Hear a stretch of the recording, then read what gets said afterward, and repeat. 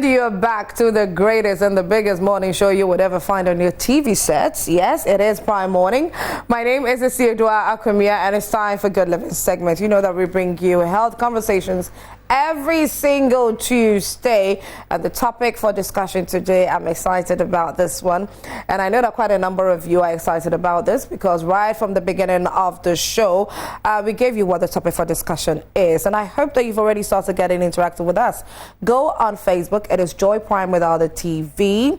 Go into the comments section and get interactive. Our WhatsApp line is 055-157-5757. 055-157-5757. Before we get into today's topic for discussion, just to remind you that if you are looking for that comfortability, that relaxation of buying anything you wish to buy from the market and stocking it up in your homes, Makana Market says they are there for you. It is MAKANA Market. They are saying that you just have to download the app. Go to Google Play Store or go to the App Store and type Makana Market, download the app, and get shopping.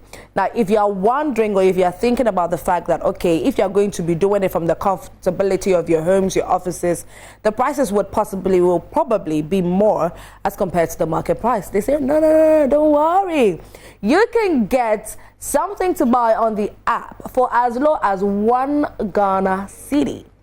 1 Ghana cedi. It's cool, right? They are bringing to your doorstep farm gate prices, so you don't need to worry at all. Just download the app and shop for anything you wish to buy from the market. They don't want you to bother yourself going to the market, walking in the sun, going to the hustle and bustle of the markets. That's all that they want you to do. And after you purchase these things, they will bring it to your doorstep. So you download the app. If you don't want to download the app and you want to get in touch with them directly, you can go on all the social media platforms. It is Makana Market, MAKANA Market, or you can contact them on 059-2429-299. 059-2429-299. And that is the number for Makana Markets. They are saying that Omama Jomko Ayememre. Isn't that lovely? Right, okay, and then a huge thank you to Nutri Snacks Digestive as well. Thank you so much for holding this down, and thank you for offering a better option for those of us that love to go on a diet, don't want to, eat anything heavy that will make us feel bloated. You have given us a great option, and that is Nutri Snacks Oats Digestive. So it's perfect for you. It's not just for kids, it's for adults as well. Now it's time for our topic for discussion on Good Living segment. Today's topic is vaginal delivery versus cesarean section. Vaginal delivery versus cesarean section. What are some of the myths, the stories that you've heard in relation to either of these? Now, when I was trying to research and read about it, I noticed that research has actually been done on some on tertiary hospital right here in Ghana on about 415 pregnant women.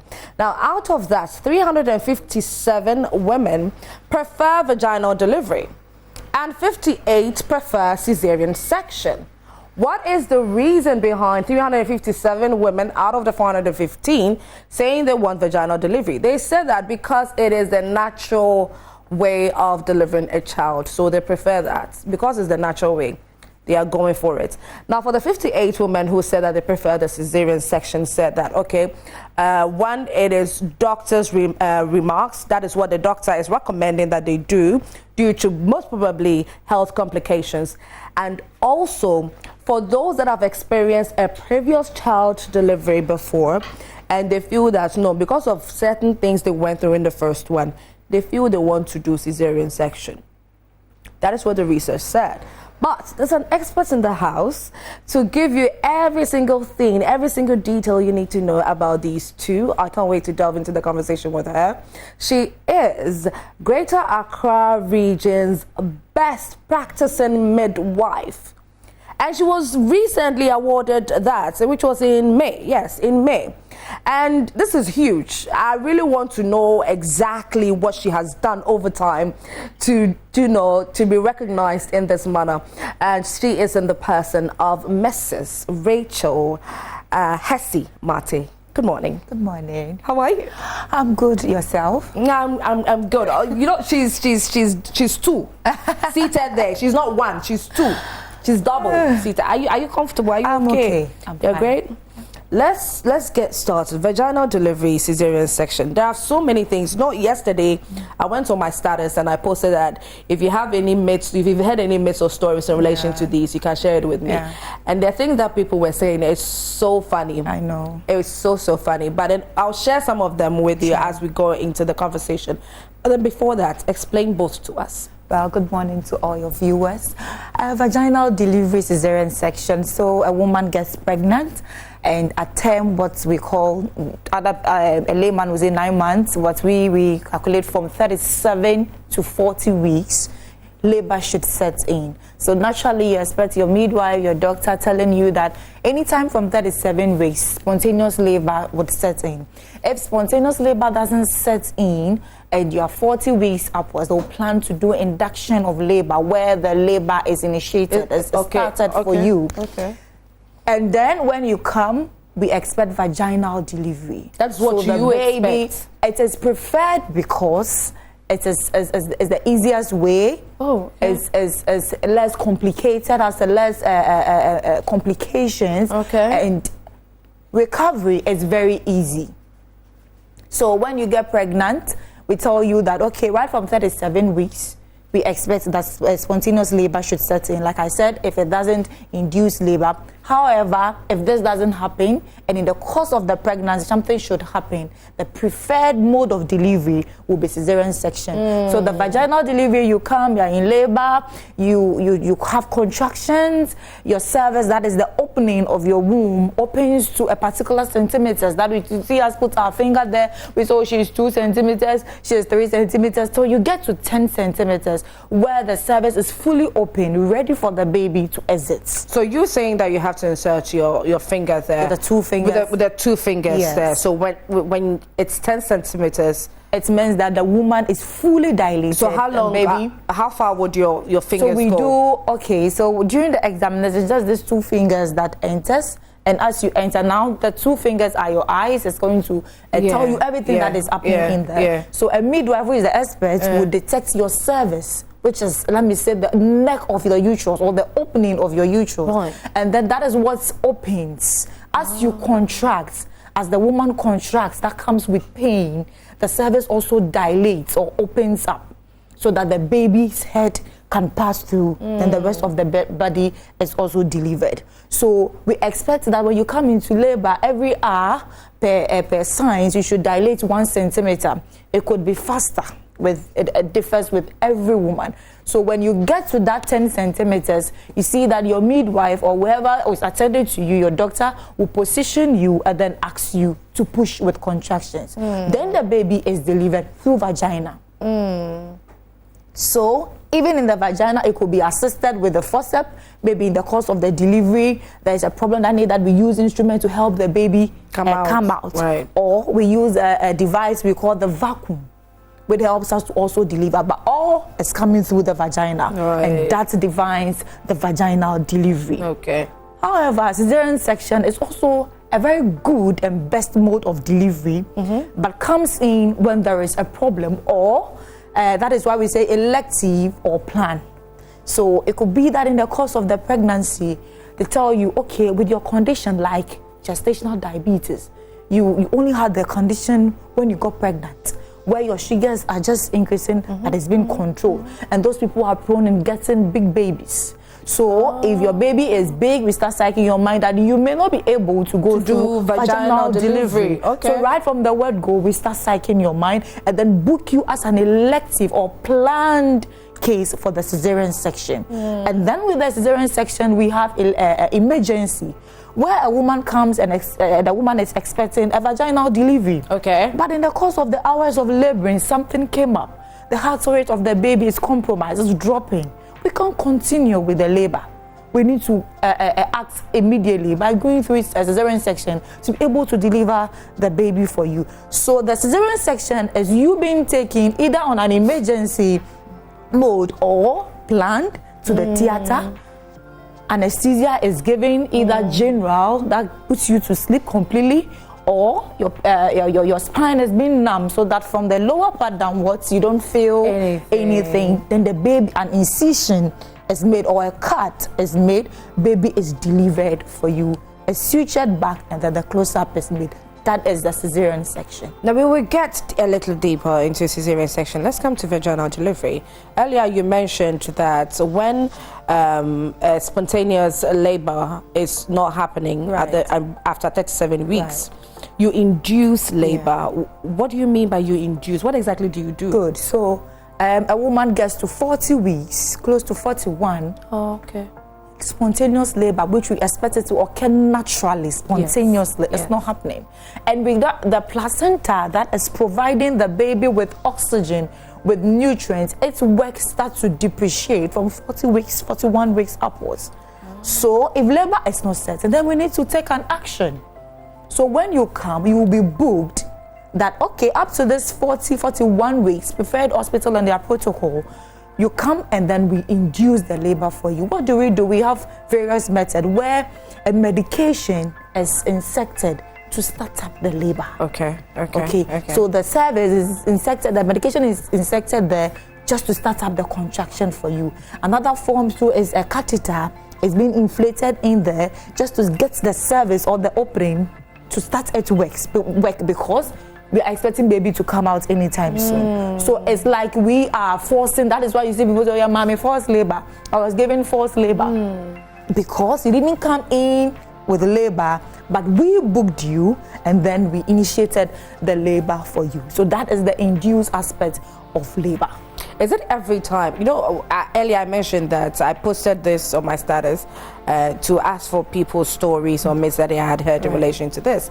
Now, one of them mentioned that before she got married and had children, she heard that when you're pregnant, you go into delivery, whilst in labor, you are cut. Right. And when you're cut, you know, you deliver your baby and it's stitched back. And then afterwards, you don't become as tight as before. But then after having 3 children, she is tighter than before. And I was wondering, okay, how does that work? Well, a woman who gets into labor fully dilated. Now, the opening, what we can see down there is the vulva, okay? It's not the vagina. You see the opening of the vagina. So there are certain signs that a midwife will see that should tell her that, okay, this baby can't come out if the place is not cut or without aid. So what we do is to give a cut. You infiltrate the place, you numb the place, and then you give a cut so that it widens up the outlet so that baby can be delivered. Because if you don't give an intentional cut and baby comes with that force, the mother may get a very bad tear. That so you have to do the cutting yourself. We have a place, a portion where you do that cut. Okay, so that baby will not just with the force of the woman, the contractions and the push, the head will not just tear the place up. We can cause a lot of problem, fistulas affecting the anal part and all that. So it's better you give, or you see those signs, you give the cut so that it opens up the outlet, you deliver the baby, and then it's being sutured back. One other myth or story that I also received was that it happens to every first timer. It depends. The cutting. It depends. Majority. Because the place is used to receiving a size of let me say the penis, okay? But this is a head coming out. It's not as fleshed a human head, exactly. Yeah, there's a human head coming out, and the weight of the baby. And most primaries have not gone through that procedure before, so the place hasn't expanded enough. That is the perineum, the space between the opening of our vagina and then our anus. So that incision has to be made. That is why most mothers who go through first-time mothers have that cut. But some come and the weight of the baby is okay and their outlet is good. with a good skilled midwife, they don't get. For first timers? Yes. Wow. You will get them not get it. Not all first timers get the cut. Wow. Yes. Take us but through. Majority get the cut because of the outlet. And we don't want them to get a very bad thing. That would prone you to doing cesarean section in your subsequent delivery. Because if you get a very bad there, you'll be advised by your obstetrician not to go through vaginal delivery because it might worsen your case for you. Wow. Okay. So I want you to take us through the stages of child delivery. Through the vagina. Right. But then wait, before that, I want to know that after you are cut and you are stitched back, some say there's a high possibility, some even say that after they are stitched, it's opened again, it tears again. Okay. How does that happen? So if it's poorly managed, old ladies back there will tell you after delivery you need to have a seat bath, hot water bath. And the sutures we use to do the suturing, what it doesn't like is heat. So if you go home and you don't follow the instructions given to you by your health provider, your midwife, your obstetrician, it will break. So that's what happens. Yes. So when it's not managed well, it will break and give. And then you come, one, it could be that you didn't manage it well. Two, it could be that the suturing didn't go well. So if the heat from the hot water, which our mothers go, when you come home, you need to sit in the hot water just to get the place healed and get the place tighter, and you do that, the suturing will break. And when you break and you come back, depending on the state of it, it can either be resutured or they allow it to heal naturally. Some even go as far as, adding a whole lot of natural herbs and then all that. So now, if I'm doing a delivery, you have a cut, either intentionally or as the baby that caused the cut, and then I'm suturing. Before I end it, I have a conversation with you on how to manage the place. Right. And then it will be like, oh, okay, but my mom said, but this said when I come home, I need to do A, B, and C. Then I let you know, if you go and do that, this is the consequences that you're going to face when you do that. And when you come back, it's going to worse the problem for you. So within the 6 to 8 weeks of healing, do not do any hot water, seating, whatever, putting, applying things that is not given to you from the hospital. Keeping the place dry, clean, it should be healed by 6 weeks, 8 weeks. So you can resume it will naturally heal. So the medications we give you on discharge, antibiotics, pain relievers, helps you because a stitch has been done. You definitely have some pain, okay? During the process, inserting our fingers and all that, you were exposed to a lot of infection. So prophylaxis, right from the delivery, we give antibiotics. And then on discharge, antibiotics also given, just to make sure that you are protected. So if you go contrary to what has been said, then it leads you to such complication where they get breaks and then they come back, they have to do resuturing or to leave it and then it heals naturally. We take some time before it heals. Like how long? It depends. The weeks or days my wound may heal will be different from yours because we vary. Right. But educating them on good diets and all that helps them to have a quick recovery or healing when it comes to the cut, or what we call the term used as the episiotomy. Episiotomy. Okay. Yes, that is the incision given during the second stage of delivery. Now let's come to the stages. So vaginal delivery is a beautiful moment, and you see a mother comes in, like I said, from 1 to 10. Okay, so in Ghana here we have the latent phase and then we have the active phase. We have the first stage of labor, second stage of labor, third stage of labor, and fourth stage of labor. The first stage is when the woman comes and then there is contraction, but it's not adequate enough, and she's less than 4 centimeters. So she will come and maybe we insert our finger and the opening just admits a tip of her finger.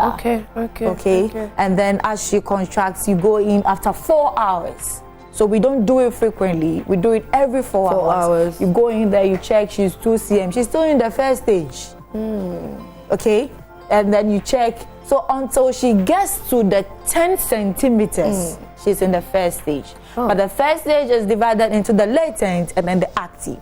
So the latency from 1, 2, 3, where you are just is a warm-up, where you have the menstrual cramps and you should be smiling and doing all the things. Yeah. Then when she gets to 4 cm, other countries pick it from 5 cm, but we pick it from 4 cm as an active labor. She'll be taken to now the labor ward, and then she's been monitored, so she gets to 10 cm and still within the first stage. Now the second stage is now the woman is fully dilated, 10 centimeters, ready to push. She's been positioned, she's been educated. Okay, my dear, when the contractions come, you would have the urge to poop, you would have the urge to push. Then you push. When contractions wears off, just taking a deep breath and rest. That is the second stage. So when baby comes out, second stage ends. Oh. When baby is delivered, second stage ends. And then the third stage is when now we want to deliver the placenta. Oh, okay. Yeah. So baby comes out, baby is fine. If baby needs resuscitation, baby is given, baby is wrapped, and then the third stage, you see the midwife ready to deliver the placenta using a control contraction. The moment the placenta and its membranes, clots, and everything are delivered, third stage ends. So at that stage, the woman has to push as well? No, the placenta, we don't ask them to push. Okay. No. The midwife use a scale process to deliver the placenta. To bring it safely. out. Yes. Okay. Even when there is a retain, there are times where the placenta is retained. There are other interventions we do, but we don't ask the woman to push it out. Okay. Yes. There ends the third stage, and then the fourth stage is the caregiving to both the mother and the baby till they are discharged home. Very beautiful. Now, one thing I know, I've chanced on social media several times in relation to the placenta. There are some women who actually preserve the placenta after it's taken out. Some, I know that the Kardashians, Chloe, actually made her into pills and was taken it. What are some of the health benefits of the placenta? Well, now in my facility, the moment it's delivered, we ask you, should it be discarded like we do here? Right. Or you want to take it home? Okay. So pay your choice. Some will be like, okay, I'm not going to do anything with it. Yeah. Some will be like, okay, I'm taking it home. So with that, we dedicate you this.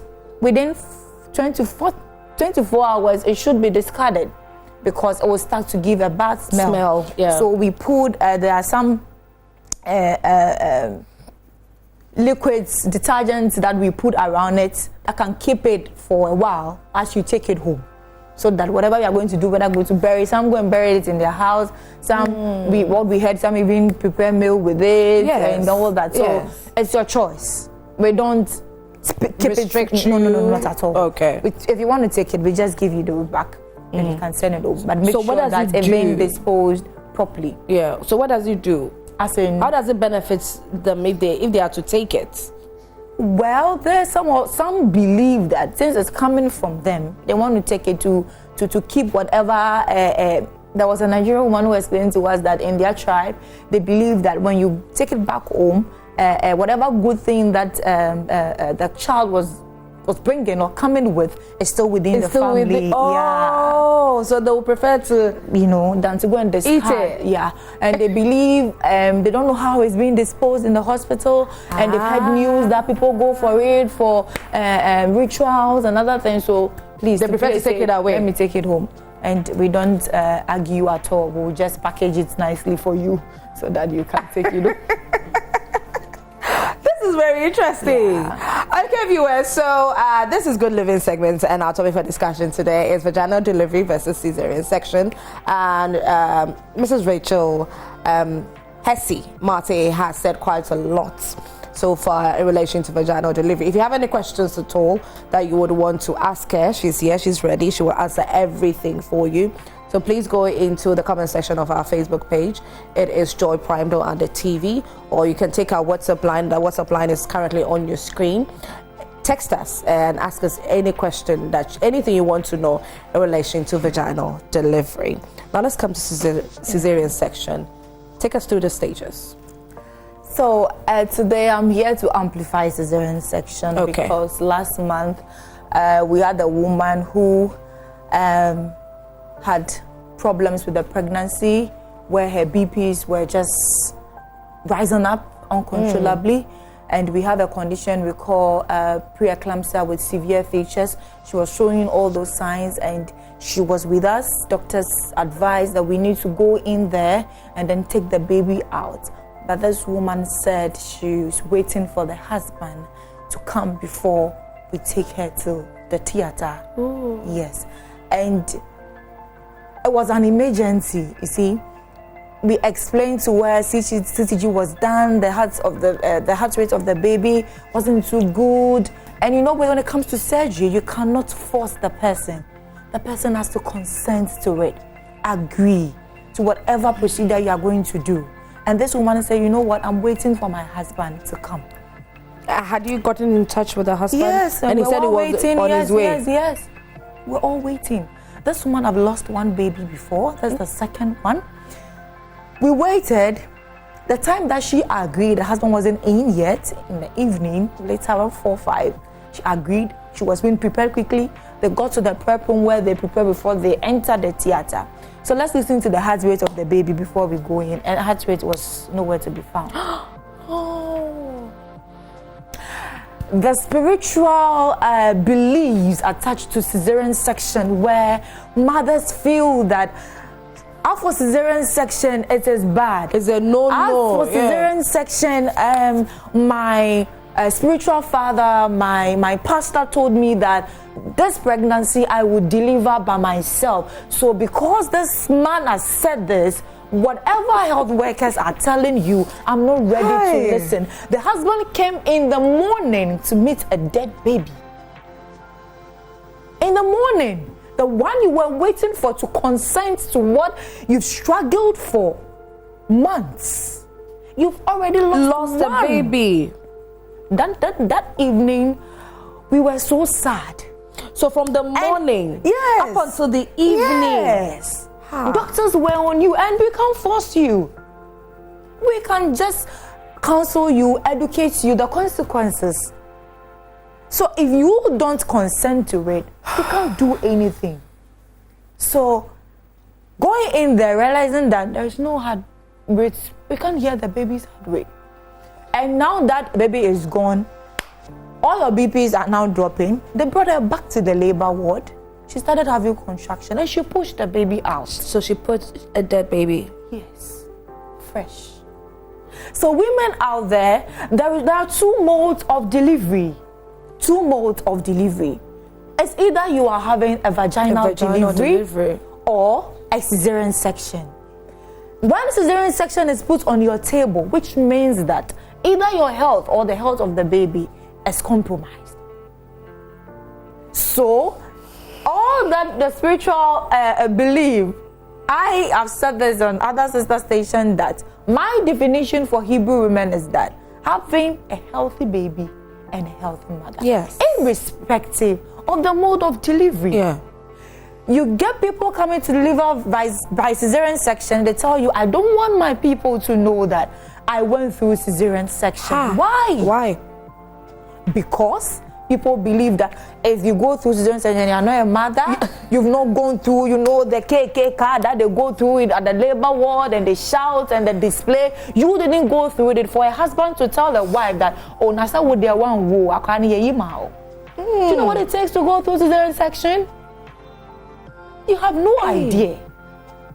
So coming to cesarean section, that I said earlier, it's an incision, maybe will be removed out for you. But let's look at some indication. Yes. What will make you, your midwife or your doctor tell you that you need to go through a cesarean section? Like the woman we just explained. If your BPs are uncontrollable, you are showing severe features of preeclampsia, the next thing that will happen is your placenta will start separating, which we call placenta abruptio. So if your placenta starts separating, then baby will be deprived of oxygen.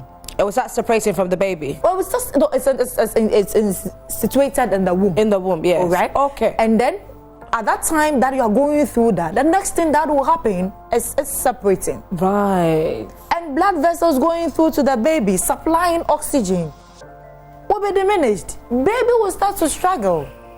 So to put on your table, it's an emergency. We need to go and do cesarean section for you. Another form of the placenta where the situation of the placenta comes to sit at the opening of your womb. That's the cervix. My dear, baby cannot go through your cervix because the placenta has taken charge. It's that literally where blocked. we call placenta previa. Yeah. Which means abnormal situation of the placenta. With this, when it's picked up very early, they start psyching your mind for cesarean section. Because you cannot go. So if this is explained, sometimes they feel we health workers are not spiritual, but that is not it. Some of us are kabaye. Yes. So when they explain to you, then it tells you that there is risk involved here. You come into labor, beautiful, spontaneous labor. In the course of the labor, there is something we call fetal distress. The heart rate of your baby is either going too high or too low, either tachycardia or bradycardia. And we can't continue the labor. You are just 4 cm dilated. You are just 6 cm dilated. Looking at the hours ahead of us, it may affect baby. You may finally get to term, but the heart rate of the baby is gone. We have to go in and then section you. Yeah. Another story with a previous years who have gone through 2 previous years. Okay, when you go through 2 previous years, now you have no chance of doing vaginal delivery. 2 previous years. Okay. You have no chance of doing vaginal delivery. So with this one, right from pregnancy, you will be booked to come. Okay, this particular date, we've been having a surgery. So she was booked. She didn't come. Why? She didn't come. Waiting because her people tell her that, wait dear, wow. So she came in profusely bleeding. She came in, baby was gone. Now controlling bleeding cannot be controlled. The entire uterus had to be taken out. So what? This is the point I want our ladies, our mothers out there, women out there to understand that mode of delivery is 2 ways. I'm so passionate about this cesarean section and vaginal delivery. That the moment we tell you have to go through cesarean section, you have twins. Okay, the first one is not coming with the head, it's coming with the buttocks, or it's transverse or oblique. You cannot deliver. You can't. So the baby for you, then come and see. Rachel, hold on. We'll continue that. We have some. Oh God, we have some comments. Let's take them. Jacob Oklete Ollery says, "Wow." And Jacob again says, very educative. Yes, thank you very much. Next one. Hi mom, I'm talking from Sefiri also. Please, I want to ask, I'm a first-time pregnant. Okay, first-time pregnancy, and I'm 8 months. Baby weight is 1.6 kg. Is it good? Well, how many weeks? 8 months. 8 months. Okay, the weeks should be more, but we have something we call intrauterine growth restriction. Okay, there may be a lot of factors affecting it, but we expect that by 8 it's 8 months, so you have more weeks to go. If by 9 months it's still less than 2.5, then we can say there's a problem. Okay. So just eat well and rest.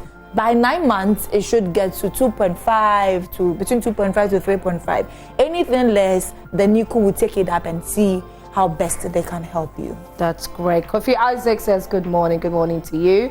And Kofi again says, I'm from Accra, keep it up. Thank you so much, Kofi, for your message. Next one. Good morning, please. I'm just enjoying the show from Tadi. Please, I want to know from the doctor, what time can I have sex after delivery? Wow. the mode of delivery will tell us. Is it vaginal delivery? Or is it cesarean section? If it's a vaginal delivery, you giving the episiotomy. If it heals and at your comfort, you can resume sex. How would you know it's healed? Well, you there will be no pain. You see that the skin, if you view the place, you should be able to view the place. Right. The just like a normal a cut has healed, you see it perfectly like that. Okay, and there is no pain when you walk, when you see it. So at your comfort. But by 6 weeks, it should heal. People coming in 6 weeks for examination, and then they're already pregnant. 8 weeks, you're already pregnant. 6 weeks. You'll be surprised, but it is after delivery. Yes. 6 weeks. 6 weeks. I mean, some way be, but I'm 6 weeks. Sir, and to me, be a family planning, sir. And they let my pregnancy test. We do pregnancy test, and boom, there's a baby there. Hey! So at your comfort. So somebody who has delivered 4, 3, okay, came and there is no cut. You know, after vaginal delivery, you don't feel, you are okay. She goes back and 2 weeks, boom, another. So 6 weeks by the time she comes, Charlie. So if you are someone that your relation resumes very quickly, then you should be careful. That is why we recommend that by 6 weeks, come. Let's introduce you to the family planning methods. Yeah. Get enrolled in any of the methods, then you are protected. Because when you come 6 weeks, 8 weeks, and if you are the religious type that they say, Charlie, I'm not taking it out, then we are in trouble. We need to go through another wahala of 9 months. Ooh, okay, so next one, very educative. I'm learning a lot. I'm really learning a lot, Dorothy. Okay, Dorothy, thank you. Hello, good morning, host and midwife. Please, I gave birth with my first daughter through vaginal, but my second daughter was cesarean. But during the procedure, when they were cutting, I was feeling it badly after all the injections. This experience alone, it's making me afraid of giving birth again. Any advice, please? Well, so this, your next pregnancy, this should be your priority in telling you, because before every surgery, there is an anesthesia review. You go and see the anesthetics, they ask you allergies, the medications, things that general life before they decide on the type to give you, whether general anesthesia or spinal anesthesia. So this should be a concern in your next pregnancy that you should discuss with before the date is booked for the cesarean section. Okay. Next one. Good morning, the midwife in the studio and presenter. Please, is there any complications when you're cut and not stitched? Okay. Are there instances like that? So yeah, there are some people that you when they get the cut, they'll tell you that don't suture for me, though you don't have to leave it. But the women themselves say yes. Oh, okay. I'll just go and sort myself out. But with documentation, you need to sign, okay? Because if she goes and there's the hospital will not be responsible for anything that happens. Me, I make sure sometimes with counsel and understanding. And most people, the medications we give, when you give it very well, my midwives, they will relax for you. Okay, so that, because most of them don't allow because of the pain. Oh. You understand? Because of the pain. I've had lots of complaints and I said, oh, the midwife didn't give me any pain relievers, and I was in serious pain.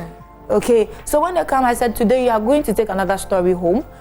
I'll give you, relax, then we start the suturing. I asked in the course of that, are you feeling pain? He said no. So is the story different now? I said yes. So it depends.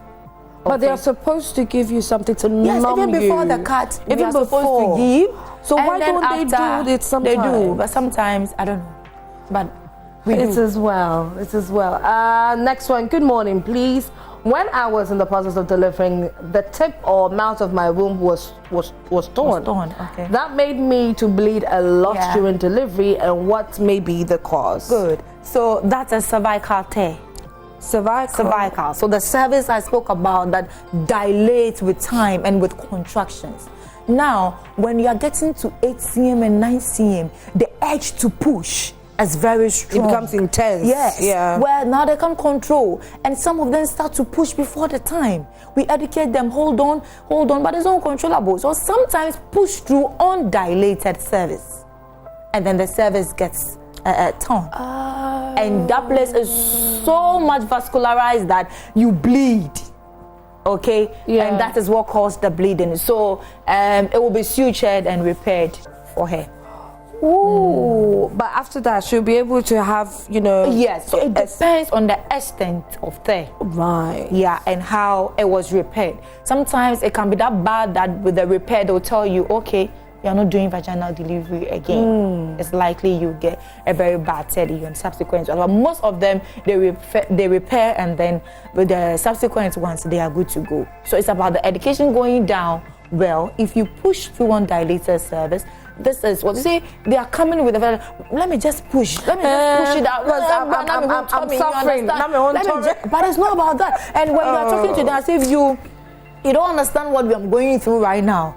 But you push, and then now the consequence. People have pushed with bad tear of the cervix, was lost their lives because the bleeding was too much that it wasn't controlled. Okay, let's take our next comment. Good morning, please. I'm Thessie from the northern region. Since I delivered, I have been flaccinating.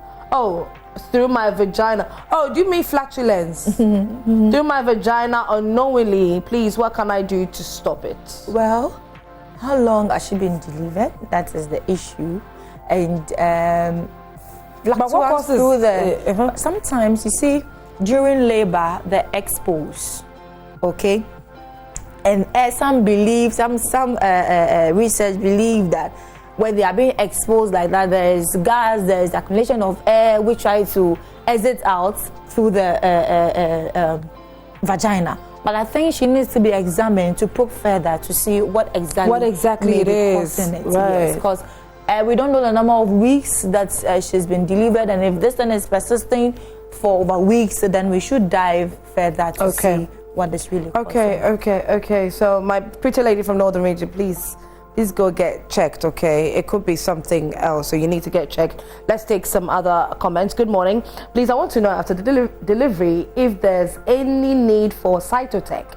Where is it administered, or where it's administered? Okay. Well, so as a general protocol, even at my end, after delivery, we give you cytotech as a prophylactic measure to control bleeding. Okay, so you see some midwives or doctors giving it sublingually, where they put it at your tongue, beneath your tongue, and then ask you to swallow whatever fluid, liquid that comes with it, or it's being injected into the anus after delivery, and all it's doing is to prevent bleeding. So after delivery is being given either sublingually or rectally. Okay.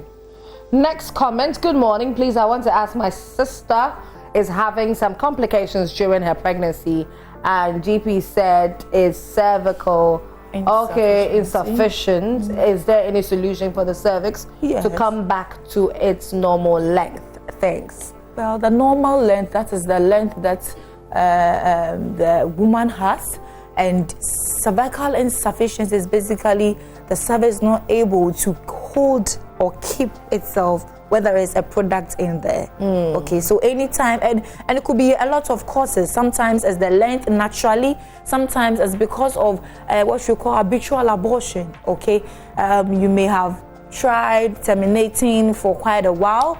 So when you are pregnant now, the body doesn't need your help again, it will just come.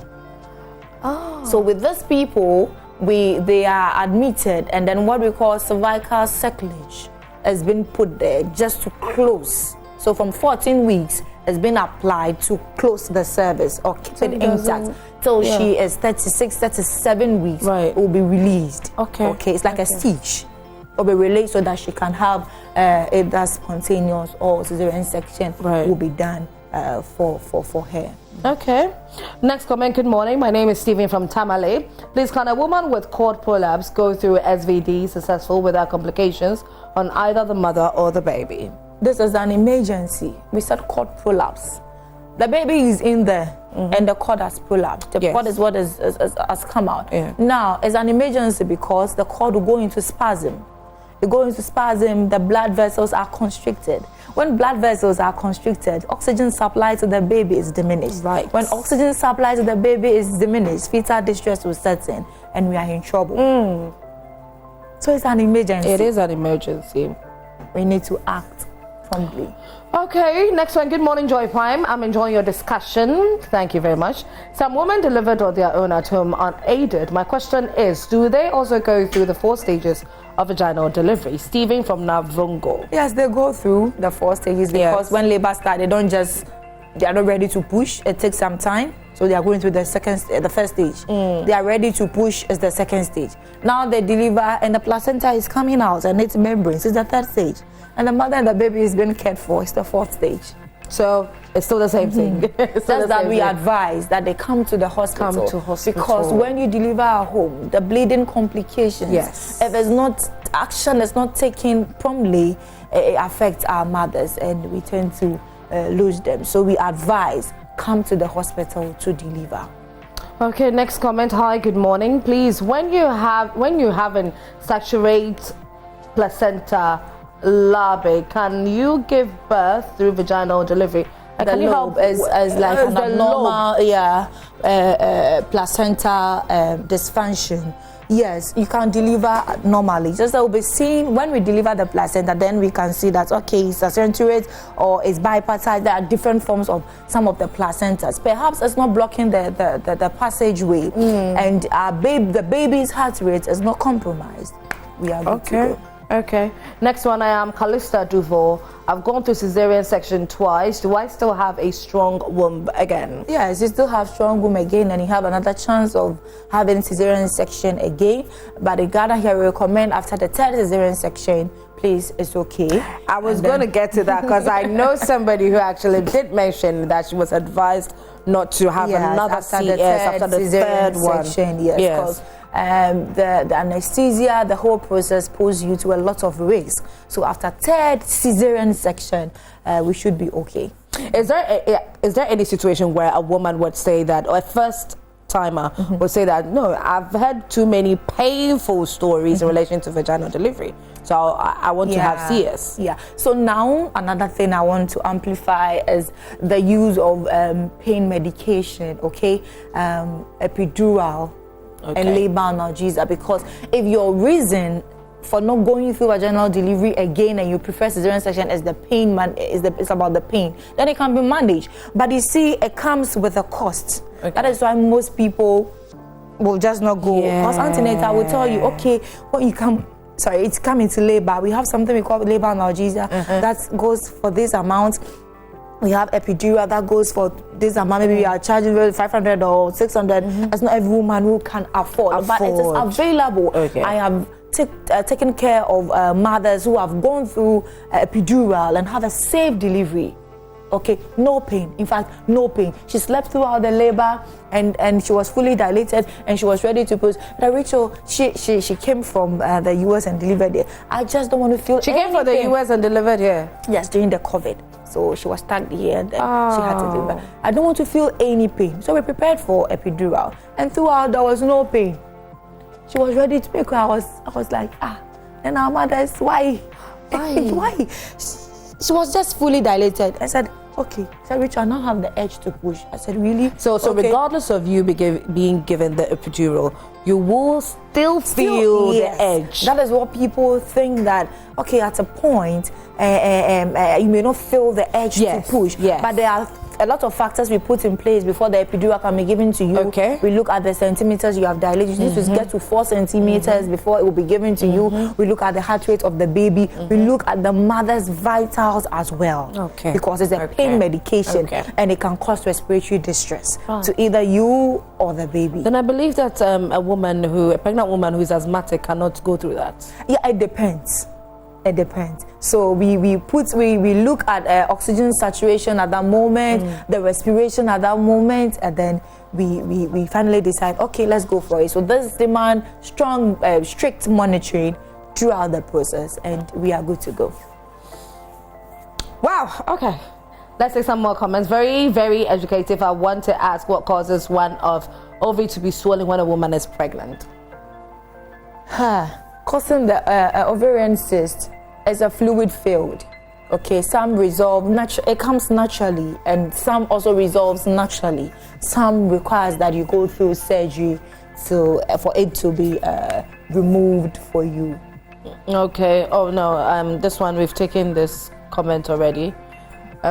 Rachel has already dealt with this one, but on social media, one main thing that I've seen going around a lot when it comes to vaginal delivery in the United States is water birth.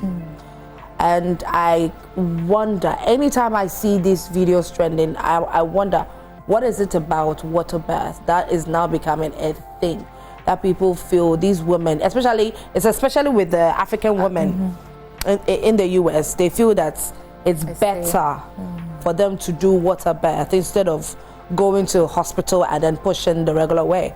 Well, it is the comforts and the research that people have done around it. Okay. Being in the water, let's take a normal swimming. You are relaxed, you are comfortable. So one, also working on the pain. And when you look at the video critically, the husband really people are there giving support and all that. Family members around. You see, the setting and everything. I'm trying to draw something to, Yes. So if you can make those things available, okay, and I'm sure that water is not as cold as our normal water that we use, as lukewarm, that makes you feel comfortable. And then the team is not only a midwife, there are obstetricians, there are people around that in case of emergency, they'll be able to help. If you are able to provide all this and ready to pay them, it is possible. Go ahead. It is very possible. Very, very, very, very possible. You just need to put all those things in place and then bring those people on board, and then they'll be able to help you out. Okay, let's take some more comments. Good morning, Joy Prime. I have undergone surgery due to accident and it was related to reproductive systems. I haven't given birth before. I am scared of getting pregnant because people keep telling me I can't go through normal vaginal birth unless cesarean section. So I am scared of getting pregnant. Ebini, what Rachel has been saying. You see? Why are you scared of getting pregnant? Cesarean section is also another mode of delivery. Yeah. So why are you scared of getting pregnant? Yeah. And besides, your surgery, a thorough examination being done on you to see the accident. As a thorough examination being done on you to see whether it's your womb that are affected. That maybe an incision was made on the womb, or a surgery was made on the womb, so you cannot push, and demands that you go to cesarean section. If not, I don't think you should be scared of going through cesarean section. Our mothers should encourage us. Our pastors should encourage us that it is two mode of delivery. There's absolutely nothing wrong. There is absolutely nothing wrong going through cesarean section. Please, it's not a bad omen. I'll repeat that again. It's not a bad omen. Rather, it is saving lives. It is saving lives. Sometimes the spiritual father or the pastor you are listening to, the wife did 2 CS. But will not come and tell you. But you are saying you won't do it because he called you that, hey, don't allow it. You will lose your life and lose the life of your baby as well. Because that is why we made it right from the foundation that, yes, it's good to have vaginal delivery. However, the moment we bring in the cesarean section, then there is a problem. If there is a miracle, it should happen so that we don't go to theater. But if the needs arises that we should go to theater, then just pray that God, the theater should be successful. Let me have my baby and have my life, and we are good to go. Callista says, I've gone through cesarean section twice. Do I still have a strong womb again because my husband wants more kids? And in my second delivery, I had a problem. Do I still have a chance for next? Yes, 2 cesarean section, you still have another chance of delivery. Just that you ensure that right from the word go, you don't miss your review dates. You take your medications. Any signs that you are not comfortable with, you just don't do Google management, but come Google to the management, so that you will be assessed. Very true. Good morning, Joy Prime. I'm single and a health worker. I want to find out from the guests whether in such instances where the mother and the unborn fetus are at risk and needs the consent of the husband by the mother before an emergency surgery is done and the husband is not around, and the fear that when she does the surgery without the husband's consent, he will reject her. Can't the social worker come to her aid? That was the same instance that she narrated earlier. And I was going to ask you, couldn't you have done anything? No. Any other thing? You can't force her. And at that moment, we don't need the husband's consent. She is not consenting because she wants the husband to be there. The moment she consent by signature or by thumb, we are good to go, because at that moment it's about her. We've had emergencies are done where labor is not progressing, but relatives have gone home to bring money or stuff.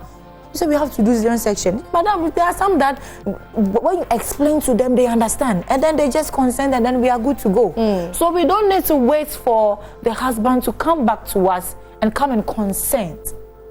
If the woman is willing and she consents, we are good to go to do the procedure for her. Viewers, my dear women out there, we really need to learn. We really need to, you know, change the kind of mindsets that we have in relation to childbirth. Like Rachel said, there are 2 modes of delivery, vaginal and cesarean section. Yeah. Cesarean section is not an abomination. It is not an abomination, okay? Rachel, thank you so much. Before you go, a final submission that you want to put out there? Yes, to all our mothers, like I said, it's 2 mode of delivery.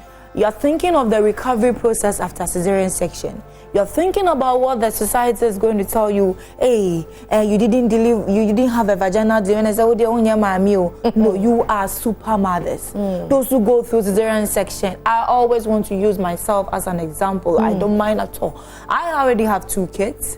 The first one is a vaginal delivery, and the second one is a cesarean section. Okay. After the cesarean section, I tell people I've done cesarean section. You don't believe. It's about taking very good care of yourself after the procedure, and you are good to go. The most important thing is about your life, okay? In taking that crucial decision that, hey, the moment you accept to go and do it, you are super mother already, because the pain you take the spine with, the anesthesia with, after pain that you go through to recover after 8 weeks, it's no joke. You can't compare it, yes, but it's also another form of pain.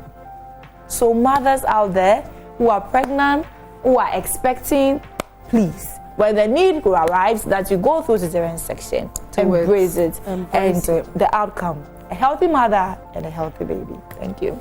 Now, Rachel has indeed proven that she is Greater Accra region's best practicing midwife. Rachel, thank you so much for being here. Having me. This has been a very insightful conversation, and we hope to have you another time. Sure. Right, so my guest today for Good Living segment has been Mrs. Rachel Hesse-Mate, who is Greater Accra region's best practicing midwife. I hope that you have learned a lot from this conversation, and thank you so much for all the messages that came through, and I hope that we've been able to cover a lot of the questions that you had in mind.